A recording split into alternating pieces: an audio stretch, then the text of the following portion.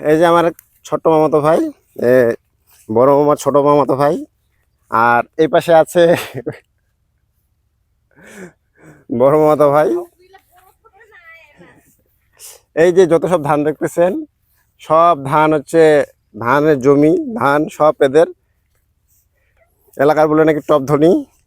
এদের থেকে আর বলে কি বলে না তো, অনেকে বলে থাকে, তবে যেটা বাস্তব সেটাই বললাম যে এলাকার টপ ধনী।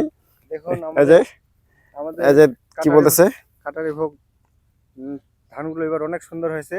হুম। আশা করা যায় আমরা এবার অনেক সুন্দর একটা ফসল পাবো, সোনালী ফসল।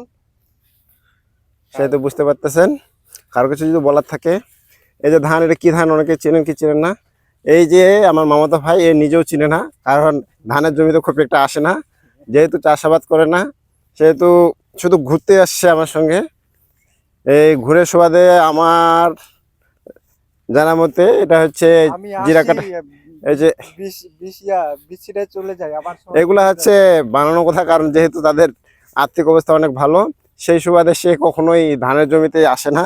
এই যে ঘুরতেই আসছি, আমি আসি, ঘুরতেই আসি শুধু। পরিচর্যাও করে যাই আমি। এই যে অনেকে অনেক কিছু বলতেছে, তা না। এই যে দেখতেছেন, এই যে তার পরিচর্যার ফল কি দেখেন। এই যে যদি পরিচর্যা করতে আসতো, তাহলে এই যে এখানে ব্রাস্ট লাগছে ধানটাতে।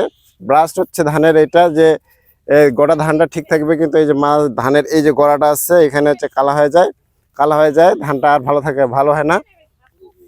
আসলে ক্যাম্পাসে 2 দিন ক্লাস ছিল, ক্লাসের জন্য আসতে পারি নাই। এই যে দেখতেছেন কি বলতেছে, রেগুলার প্রতি সপ্তাহে 2 বার করে দেখে আবার শহরে চলে যাই। এই যে কি বলে কি না বলে শুনেন। অ্যাকচুয়ালি সে কখনো ধানের খেতে আসে না। ধানের খেতে না আসার কারণ হচ্ছে তাদের আর্থিক অবস্থা। আর্থিক অবস্থার কারণে এগুলা দেখার কোনো সময় থাকে না, কারণ ওদিকে আরো ব্যবসা বাণিজ্য আছে, ব্যবসা বাণিজ্য দেখতে ধানের খেতে আসতে সময় পায় না। ধানের খেতে সময় না পাওয়ার কারণে এই ধানের এই বারো অবস্থা। আমাদের অলরেডি 4-5 জন আমাদের ধান ক্ষেতের মধ্যেই পড়ে থাকে। এই যে তাহলে বুঝতে পারতেছেন, এক কোনো জমিতে যদি 4-5 জন ধান খেতে পড়ে থাকে, তাহলে এই যে ধান দেখার সময় তার নাই। তা সত্ত্বেও আমি গোটা ধানটা দেখানোর চেষ্টা করি। এই যে এটা গোটা ধানটা, তার সঙ্গে হচ্ছে আমার এই যে বড় মামাতো ভাইয়ের ছেলে, এটা হচ্ছে সুব্রত নাম, ইঞ্জিনিয়ার। তারপর ছোট ভাই এবং বড় ভাই খুব ফ্র্যাঙ্কলি এই জন্য বলতেছে যে কি বলতেছে, বিয়ে পাগল ইঞ্জিনিয়ার।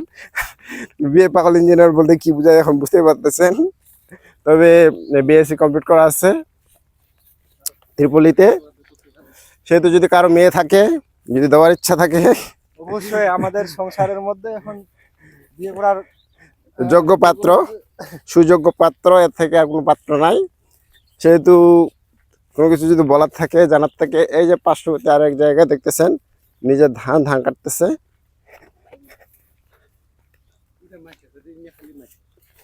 এই যে এটুক যেটা আছে এটা এতে নিজস্ব, বাকিটা এদের সম্পূর্ণ। এই যে ধান অলরেডি কেটে ফেলছে।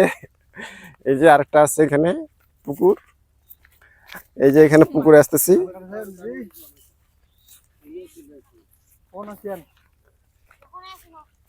রোজ করে এখন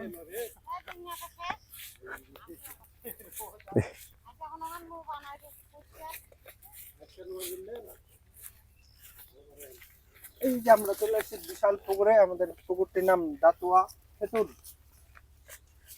খাতা। এই যে রোদে আসলাম, রোদে এসে ক্লান্ত হয়ে গেছি। একটু গাছের ছায়া হচ্ছে, এখানে আমের বাগান আছে, বাগানের কারণে এখানে চলে আসছি। এই যে পার্শ্ববর্তী একটা বড় বাগান আছে, আম বাগান হচ্ছে। বাগানটা হচ্ছে পুকুরের উপর, পুকুর পাড়ে আছে। এখানে অনেক কলা গাছ লাগানো আছে। এই যে পাশে যে পুকুরটা, এই যে দেখতেছেন আমি পুকুরে চলে আসছি। এটা আমাদের মামার পুকুর। প্রায়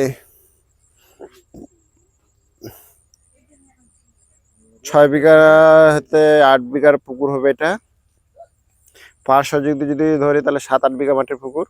সে তো বুঝতে পারতেছেন আমি এতক্ষণ ধরে যা বললাম তা কি বলতেছি, ঠিক বলছি না ভুল বলছি, আপনারাই চিন্তা করে নেবেন। ওকে, আজকের মতো এখানেই। পরবর্তীতে আবার দেখা হবে, আবার কথা হবে। সঙ্গে থাকুন, সাথে থাকুন।